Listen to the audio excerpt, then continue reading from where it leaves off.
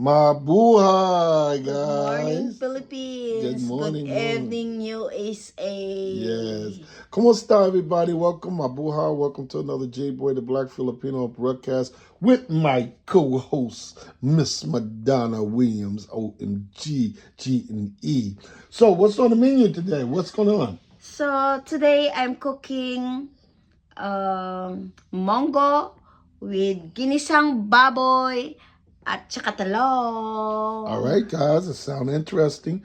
So, we're going to pass this broadcast to Madonna and let's check out our cooking. Guys, ngayong gabi, ang ating lulutuin na naman, maging menu natin ang paggisa ng ating ginisang monggo. So ngayon, uumpisa na natin kasi magsi-7 na. So ngayon, nag-umpisa na ako ng magpakulo ng tubig at nilagay ko na rin yung aking monggo kasi makulo na yung tubig ko. So tingnan natin yung ating monggo.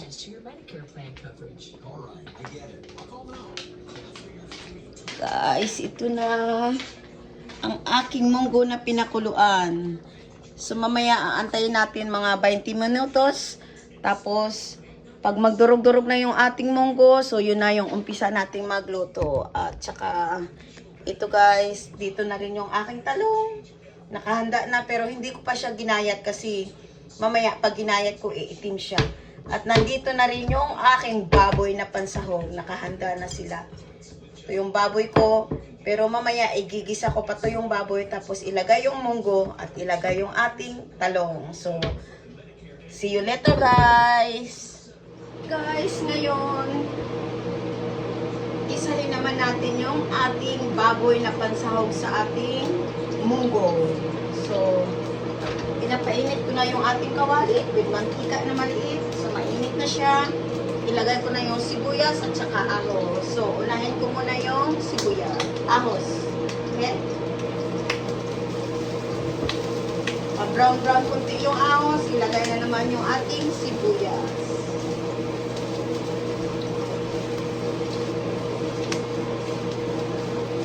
So, ilagay na natin yung sibuyas.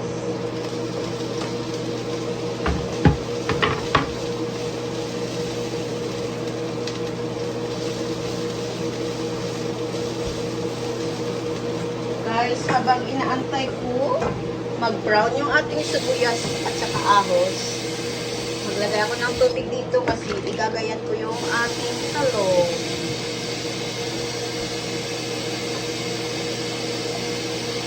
Lagyan natin ng tubig yung talong para hindi siya mangitim. So, brown na siya. Ilagay natin yung ating kunting baboy na hiniwa-hiwa.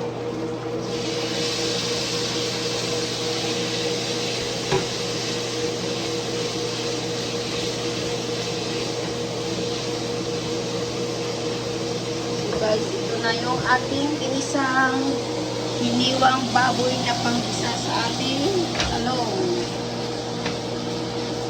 Tingnan nyo, diba? So, antayin natin mag-brown at ilagay yung ating munggo at saka talong. So, ito na guys, maghiwa na ako ng ating malaking talong.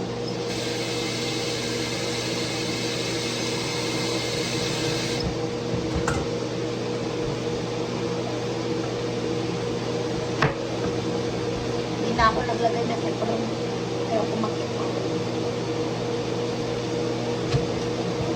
Ang laki-laki ng talong natin, so iwa-iwain natin siya ng slice. Ayaw ko na malaki, so liitan lang natin yung gaya. So ito na siya. Sabay natin sa tubig.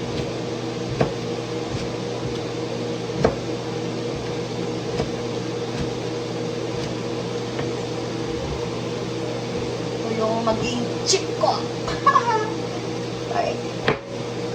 So, mamaya, magluluto din ako ng ating tuyo para masarap siyang i-partner sa ating ginisang baboy at tuyo sa ating dinner, sa dinner namin guys. So, iwan ko kung yung asawa ko kakain, pero I think mayroon naman siyang natirang spaghetti para mamayang gabi kung ayaw niya nito. So, let's see.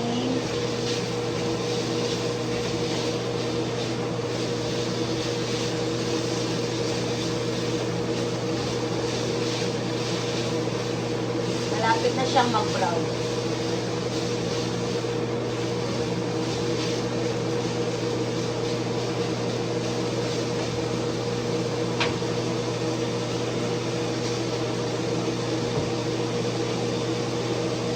So, mayroon din akong baboy na ipipreto ko lang siya.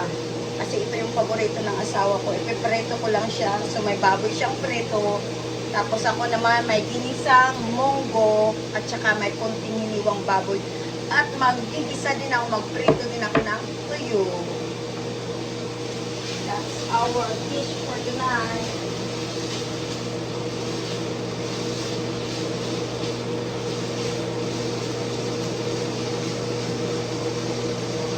Malapit na siyang mag-brown guys, mabilis lang. So kailangan brown siya para masarap yung lasa ng ating munggo. Ngayon natin mag-brown talaga siya.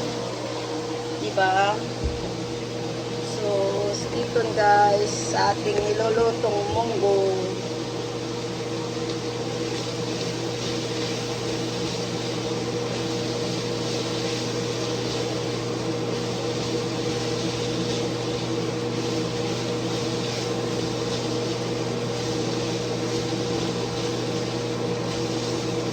Kailangan halu-haluin natin para hindi masunog. Hanggang mag-brown yung ating baboy.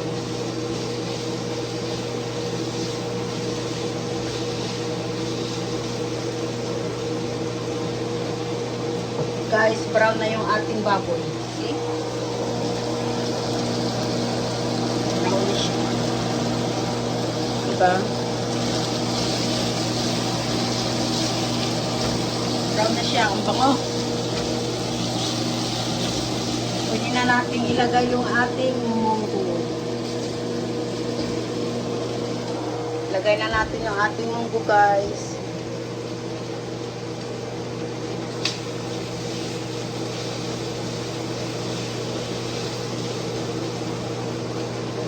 So, ito na yung ating munggo. Naluto na siya. O, ayan na. Diba? So, ilagay ko na siya kasi brown na yung baboy. Wow! Delicious!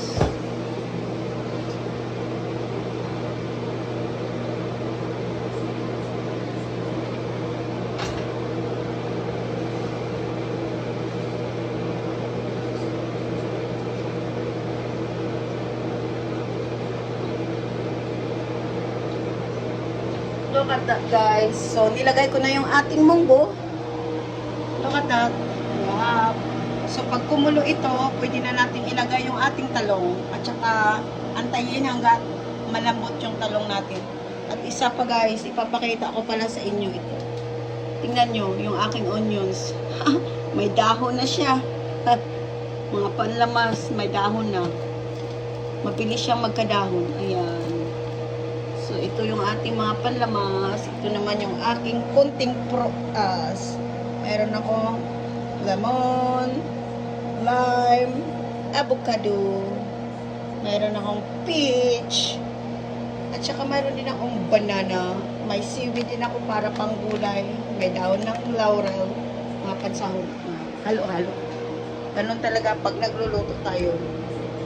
So guys, dito sa ating niluluto.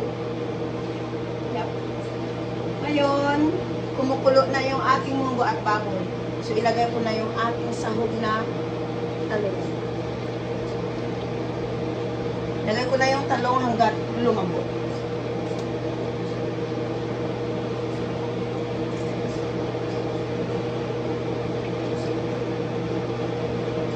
Inisa ko na dito sa kawali para maganda siya. Maganda yung pagkaluto sa kawali kasi malaki.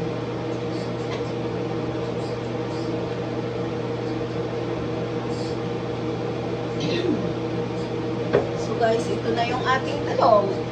Nalagay ko na dito.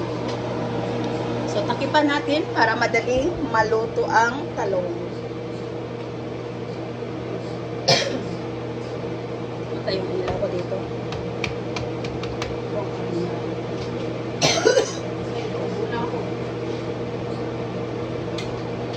So takipan natin guys para hindi madaling maluto. So, see you later. Pag maluto na siya, ipapakita ko sa inyo yung finished product ng aking munggo ginisa with baboy. Hey guys, so she finished all the food. Our it looks dinner is ready. fantastic. Yes. So what is this?